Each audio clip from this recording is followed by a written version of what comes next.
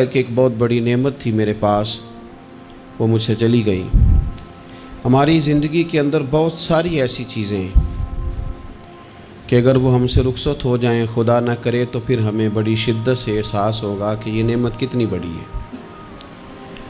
آپ قوس و قزح کے رنگ دیکھتے ہیں، دھوپ اور چھاؤں میں لوگوں کے چہروں کو ملاحظہ کرتے ہیں۔ آپ اپنے بچوں کو محبت کی نظر سے دیکھ کر دل کو ٹھنڈا کرتے ہیں۔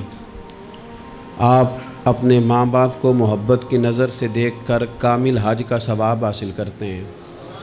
قرآن مجید کی زیارت کر کے آپ اپنے دل میں بہت سارا سرور محسوس کرتے ہیں، لیکن یہ ساری نعمتیں اتنی دیر تک آپ کے پاس ہیں جب تک آپ کے پاس آنکھ کی نعمت موجود ہے۔ اگر یہ رخصت ہو جاتی ہے نا، اگرچہ اتنی ساری نعمتوں میں یہ ایک نعمت ہے، لیکن آپ آنکھ نہیں ہے تو آپ کو تو اپنوں کا احساس بھی نہیں، آپ تو اپنوں کے چہرے بھی دیکھ نہیں پائے۔ کوئی بھی نعمت جو آپ کے پاس ہے، آپ کبھی محسوس کریں کہ اگر اس نعمت کا وجود ہمارے پاس نہ ہوتا تو ہماری کیفیت کیا ہوتی۔ یہ سانس ہے، ہم دو دفعہ سانس کا استعمال کرتے ہیں، ایک دفعہ اندر جاتی ہے اور ایک دفعہ باہر آتی ہے۔ اگر اندر نہ جائے تو بھی مسئلہ ہے، چلی گئی ہے لوٹ کر باہر نہ آئے تو بھی بہت بڑی مشکل ہے۔ تو اس کا اندر اور باہر جانا یہ زندگی کا احساس ہے۔ اگر کبھی سانس اکھڑنے لگے اور آپ کے سینے میں آپ کی سانس اٹکنے لگے تو ایک بہت بڑی تشویش ہے، ایک بہت بڑی آکسیجن ہے، پوری طرح سے انسان کو قید کر دیا جاتا ہے، اور وہ کہتا ہے کہ میرا تو سارا وجود سلامت ہے، ہاتھ کام کر رہے ہیں، پیر کام کر رہے ہیں، آنکھیں کام کر رہی ہیں، زبان کام کر رہی ہے، سب کچھ ٹھیک ہے، صرف سانس اکھڑ گئی ہے۔ تو انسان محسوس کرتا ہے کہ یہ ساری چیزیں سلامت ہونے کے باوجود میرے کسی کام کی نہیں۔ آپ کے پاس جتنی بھی نعمتیں ہیں ان کو اگر آپ شمار کریں تو کبھی آپ کہیں گے کہ ساری نعمتوں میں آنکھ زیادہ ضروری ہے، کبھی کہیں گے کان زیادہ ضروری ہے، کبھی کہیں گے زبان زیادہ ضروری ہے، کبھی کہیں گے دل زیادہ ضروری ہے، کبھی کہیں گے روح زیادہ ضروری ہے۔ لیکن میں آپ سے عرض کروں، ان ساری چیزوں کے بغیر گزارا ہو سکتا ہے، رسول کائنات کی غلامی کے بغیر گزارا نہیں ہوتا۔ کیوں؟ اس لیے کہ اگر حضور کی شفقت نہ ہو، نبی پاک علیہ السلام کی رحمت نہ ہو، وہ ابن القیم نے ایک جگہ پہ کہا تھا کہ یہ حضور نے ہمیں انسان بنایا ہے، یہ نبی پاک علیہ السلام نے انسانیت کے اسباق پڑھائے ہیں، اخلاقی رویے کیا ہوتے ہیں حضور نے بتلائے ہیں۔ اگر حضور کا کرم نہ ہوتا تو انسان ایک دوسرے کو کاٹ کے کھاتا۔ یہ حضور نے بتلایا ہے کہ تم نے کس طرح زندگی کو گزارنا ہے۔ محبوب کریم علیہ السلام کا وجود نور ایک ایسی چیز ہے کہ اگر وہ کائنات سے معاذ اللہ سائیڈ پہ کر دیا جائے تو اس کائنات کا قائم رہنا کسی صورت بھی ممکن ہے ہی نہیں۔ اسی لیے تو اقبال نے کہا تھا کہ ہو نہ یہ پھول تو بلبل کا ترنم بھی نہ ہو، چمن دہر میں کلیوں کا تبسم بھی نہ ہو نہ یہ ساقی تو پھر میں بھی نہ ہو، خم بھی نہ ہو، اور بزم توحید بھی دنیا میں نہ ہو، تم بھی نہ ہو۔ وہ بڑی بات کہہ گئے ہیں، میں نے بھی اس کو کوئی نہیں کھولنا، کہتے ہیں بزم توحید بھی دنیا میں نہ ہو، تم بھی نہ ہو، خیمہ افلاق کا استادہ اسی نام سے ہے، اور نبض ہستی تپش آمادہ اسی نام سے ہے۔ تو اقبال پھر ہمیں کرنا کیا ہے؟ کہنے لگے کرنا آپ کو یہ ہے کہ قوت عشق سے ہر پست کو بالا کر دے اور دہر میں اسم محمد سے اجالا کر دے۔ یہ کرنے کا کام ہے، اس رستے پہ آپ چل پڑیں۔ میرے بھائی، پہلی امتوں کے آپ تذکرے پڑھ لیں، کتابوں میں موجود ہیں، سورہ اعراف کو دیکھ لیں، اس میں بہت ساری چیزوں کا تذکرہ کر دیا گیا ہے، اور بھی قرآن مجید کی بے شمار صورتیں ہیں، آپ ان کو دیکھ لیں، اس پر غور کر لیں۔ جب قومیں نہیں مانتی تھی، انکار کرتی تھیں، تو اللہ تبارک و تعالیٰ انہیں تباہ کر دیتا تھا۔ بات نہیں مانی، ختم ہو گئی۔ ایک مقصد ہے نا جس کے لیے کسی چیز کو بنایا گیا ہے، تو مقصد تخلیق انسانیت کیا ہے کہ وما خلقت الجن والانس الا لیعبدون، جنوں اور انسانوں کو اللہ نے اپنی عبادت کے لیے پیدا کیا، اور ان کو جب عبادت کی دعوت دی گئی، جب انہیں پیغام دیا گیا اللہ تعالیٰ کی توحید کا، انہوں نے نہیں مانا، تو جس مقصد کے لیے بنایا تھا جب اس طرف ہی نہیں آئے۔ یہ پنکھا لگایا جاتا نا ہوا کے لیے، تو اگر پنکھا ہوا نہ دے تو اس کا کوئی چھت پہ کام ہے؟ اس کو اتار کے تو آپ سکریب والے کے پاس بھیج دیں گے، بھی ختم ہو گئی بات۔ تو مقصد جو تھا نا اللہ کی عبادت تھی، تو جب قومیں اللہ کی عبادت کی طرف نہیں آئیں تو اللہ نے انہیں تباہ کر دیا اور صفحہ ہستی سے مٹا دیا۔ اللہ تعالیٰ کے پیارے محبوب علیہ السلام نے کفار مکہ کو، قریش کو، عالم عرب کو، عالم انسانیت کو دعوت دی، وداعیا الی اللہ باذنہ وسراجا منیرا۔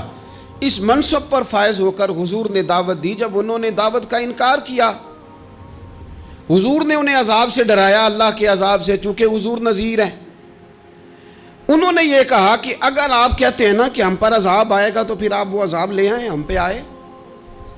جب کوئی آدمی منہ سے تباہی مانگے، جب کوئی شخص اپنے منہ سے یہ کہے کہ کر لیں جو ہوتا ہے معاذ اللہ، تو اگر تو سامنے والا کمزور ہو تو شاید وہ کچھ نہ کر سکے، لیکن یاد رکھنا کئی دفعہ کمزور ہوتا ہے تو کچھ نہیں کرتا، تو کئی دفعہ مہربان بڑا ہوتا ہے، رحمان اور رحیم کئی دفعہ کرم نوازی کرتا ہے۔ جب انہوں نے کہا نا کہ لائیں وہ عذاب ہے محبوب جس کا آپ وعدہ کرتے ہیں، تو اللہ نے کیا فرمایا؟ فرمایا وَمَا كَانَ اللَّهُ لِيُعَذِّبَهُمْ وَأَنْتَ فِيهِمْ۔ محبوب رب کی یہ شان ہی نہیں کہ انہیں عذاب دے، کیوں؟ اس لیے کہ آپ ان کے درمیان موجود ہیں۔ اے محبوب علیہ السلام، اللہ کی یہ شان نہیں کہ انہیں عذاب دے اس حال میں کہ آپ ان کے درمیان موجود ہیں۔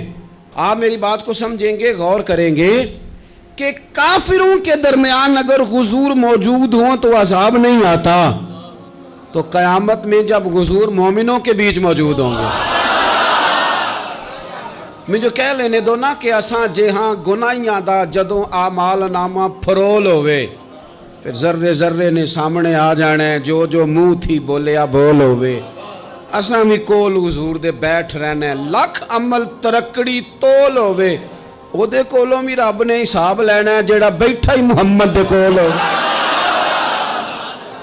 صلی اللہ تعالی علیہ وسلم، او دے کولوں بھی رب نے حساب لینا ہے جیڑا بیٹھا ہی محمد دے کول ہوئے، جس کو کہتے ہیں قیامت حشر، جس کا نام ہے، جس کو کہتے ہیں قیامت حشر، جس کا نام ہے۔ تیرے دیوانوں کے لیے وہ دن تو جشن عام ہے، زیارت ہوگی نا حضور کی، تیرے دیوانوں کے لیے وہ دن تو جشن۔ اور ایک شاعر نے اور بات کھول دی، کہنے لگا ہر نظر کانپ اٹھے گی محشر کے دن، خوف سے ہر کلیجہ دہل جائے گا۔ اچھا جی پھر کیا ہوگا؟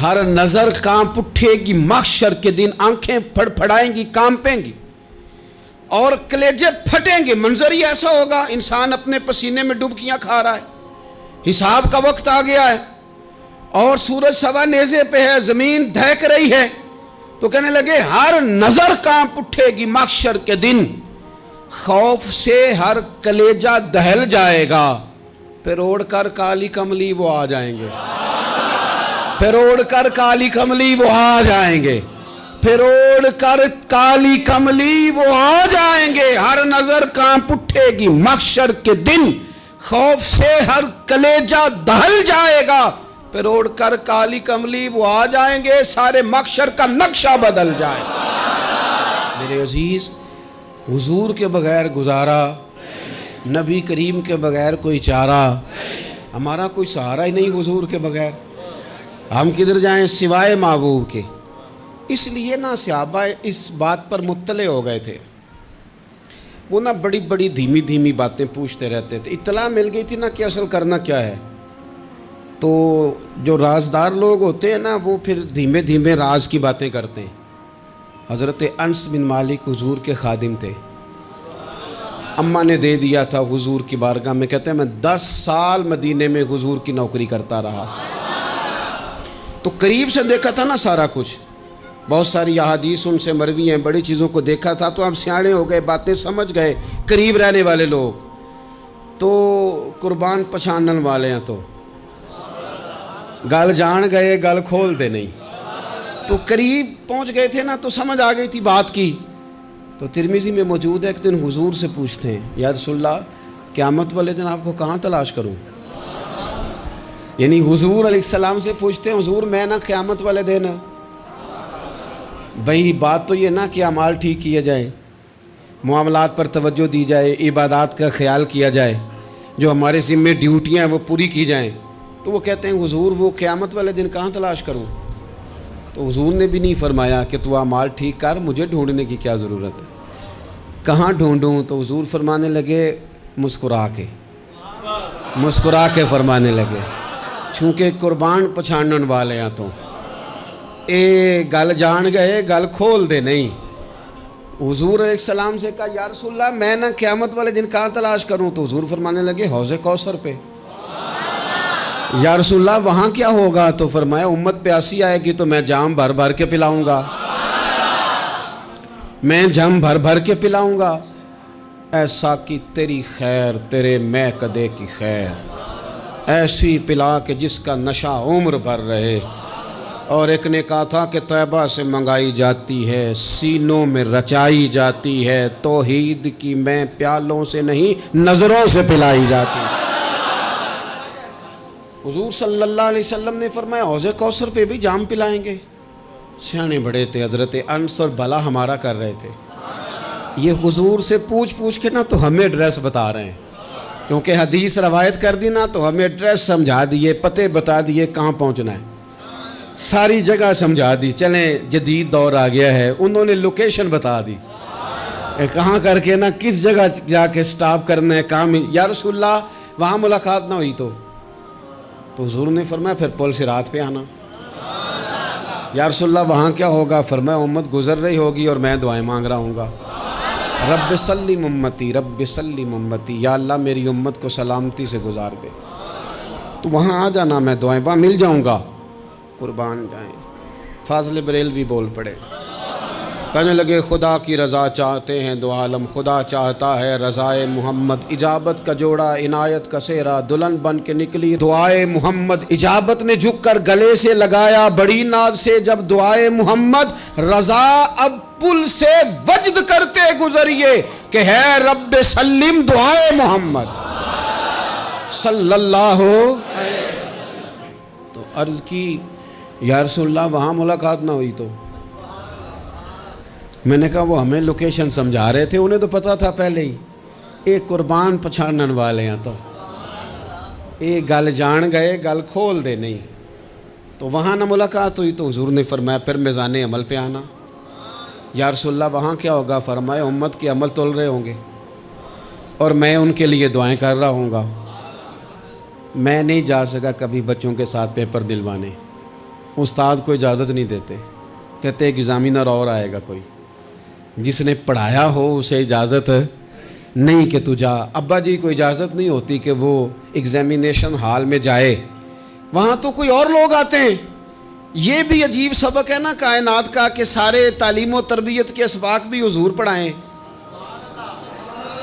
رنگ بھی سارا حضور ہی بتائیں، اور قبر کے سوالات بھی سارے ہمیں حضور بتا دیں، اور جب پیپر ہونے لگے تو سرانے بھی کھڑے ہو جائیں. تو پھر کہہ لینا ایک دفعہ پھر کہ وہ دے کولوں کی رب نے حساب لینا، جیڑا بیٹھا ہی محمد دے کولوں، وہ دے کولوں کی رب نے حساب لینا. میرے عزیز ہمارا گزارا نہیں حضور کے بغیر. لوگ اصل میں نا ہمارا مسئلہ نہیں سمجھتے، ہمارا مسئلہ کچھ اور ہے. لوگ ہمیں نا بلا وجہ پریشان کرتے ہیں، کبھی جھنڈے سے، کبھی ڈنڈے سے، کبھی جھنڈی سے، کبھی کسی شے سے، کبھی کسی شے سے. کبھی کہتے ہیں وہ نعت اونچی پڑھ لی، کبھی کہتے ہیں سلام اونچا پڑھ لیا، کبھی کہتے ہیں وہ جھنڈیاں لگا دیں. میں نے کہا آپ کی بات بھی ٹھیک ہے پر ہمارا مسئلہ تو سمجھو نا، ہمارا گزارا نہیں نا بھائی.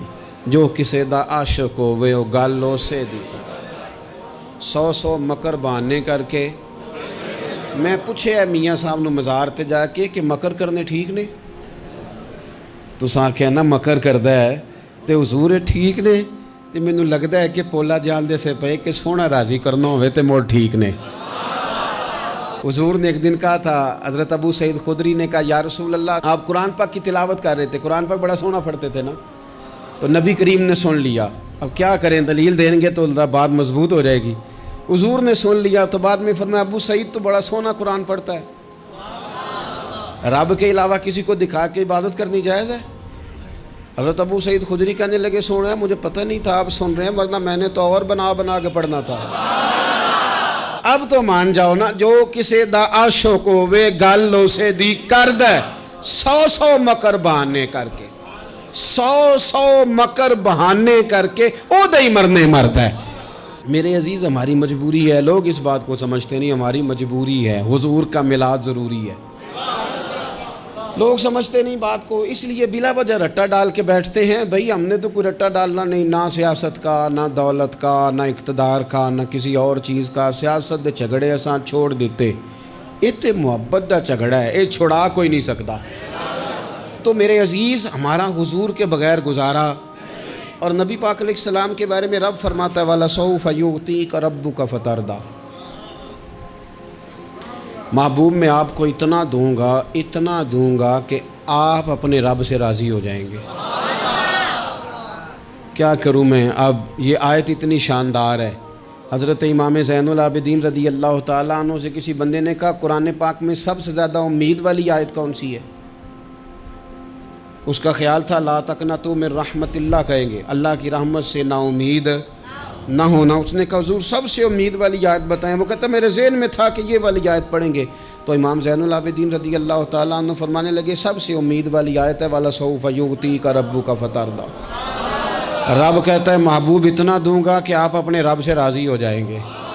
آیت نازل ہو گئی تو حضور پتہ کیا فرماتے ہیں صحابہ سے؟ فرماتے ہیں رب کہتا ہے حبیب تجھے راضی کرنا ہے، اور جب تک میرے سارے غلام جنت میں گئے نہ میں نے اللہ سے راضی ہونا ہی نہیں، میں نہیں راضی ہوتا اللہ سے۔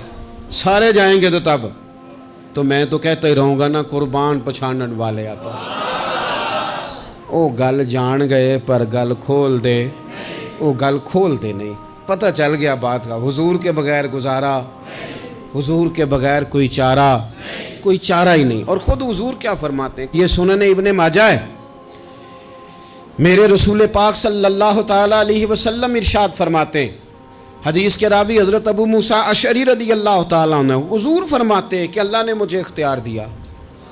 یا رسول اللہ کس بات کا؟ فرمایا رب نے اختیار دیا میں چاہوں تو آدھی امت بغیر حساب کے جنت چلی جائے، اور میں چاہوں تو اللہ سے اختیار لے لوں کہ یا اللہ مجھے شفاعت کا حق دے، میں سفارش کرتا جاؤں اور تو انہیں معافی دیتا جائے۔ یہ مجھے اختیار دیا اللہ تعالیٰ نے۔ تو حضور کیا فرماتے ہیں؟ فرماتے ہیں وہ آدھی امت والا سودا نہیں میں نے قبول کیا، میں نے نہ شفاعت لی ہے، کیونکہ یہ عام تر ہے اور یہ کفایت کرنے والی ہے، یہ عام بھی ہے اور کفایت کرنے والی بھی ہے۔ اور حضور نے یہ لفظ کہے، یہ سنن ابن ماجہ کتاب الزہد دیکھیے گا، اس میں روایت مل جائے گی۔ حضور فرماتے ہیں یاد رکھو تمہارا کیا خیال ہے کہ میری یہ شفاعت پرہیزگاروں کے لیے؟ خود جملہ استفہامیہ سے بات کرتے ہیں، تمہارا کیا خیال ہے کہ میری یہ شفاعت جو قیامت میں سفارش کروں گا تو پرہیزگاروں کی کروں گا؟ حضور فرماتے ہیں نہیں، میں قیامت میں گناہگاروں کی سفارش کروں گا، میں گناہگاروں کی سفارش کروں گا، گناہگاروں کے لیے عرض کروں گا اللہ کی بارگاہ میں۔ کچھ دن پہلے میں کہیں پڑھ رہا تھا کسی کا مضمون، اس نے تشبیہ کس طرح کی دی ہے مجھے پتہ نہیں، لیکن لکھ دی بات، کہنے لگے ایک وکیل ہوتا ہے ایک شفیع ہوتا ہے،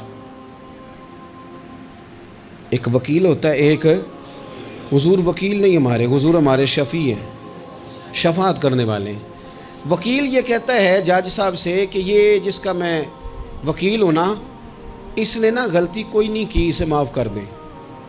وکیل یوں بحث کرتا ہے، کہتا ہے اس نے کیا ہی نہیں، جرم معاف کریں۔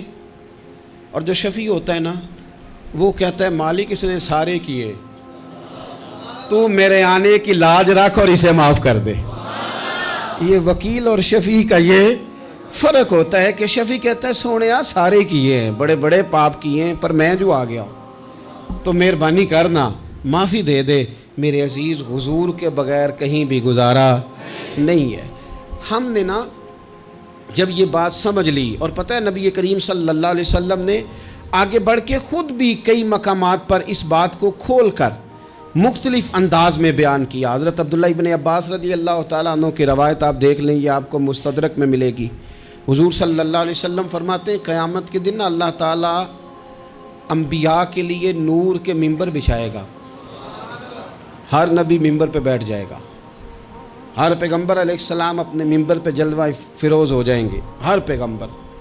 لیکن حضور فرماتے ہیں میرا ممبر خالی ہوگا۔ یا رسول اللہ صلی اللہ تعالیٰ علیہ وسلم آپ کا ممبر کیوں خالی ہوگا؟ حضور فرماتے ہیں میں ممبر چھوڑ کے رب کی بارگاہ میں کھڑا ہو جاؤں گا، اور اس ڈر سے کھڑا ہو جاؤں گا کہیں ایسا نہ ہو کہ میں جنت میں چلا جاؤں اور میری امت رہ جائے۔ میں اپنی امت کی سفارش کروں گا، رب میری امت کی سفارش قبول کرے گا۔ فرماتے ہیں میں اتنی سفارش کروں گا، اتنی سفارش کروں گا کہ جہنم کا دروغہ مجھ سے کہے گا کہ محبوب کمال ہو گئی، آپ نے تو اپنا کوئی غلام دوزخ میں رہنے نہیں دیا، سارے آپ نے نکال دیے۔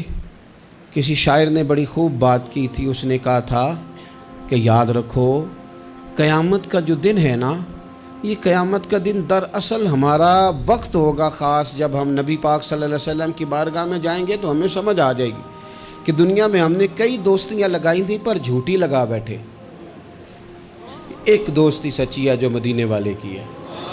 وہ کہتے ہیں محمد بوٹیا جھوٹا ہی جاگ سارا، اے سچیاں مدینے والے دیاں یاریاں، سچیاں مدینے والے دیاں۔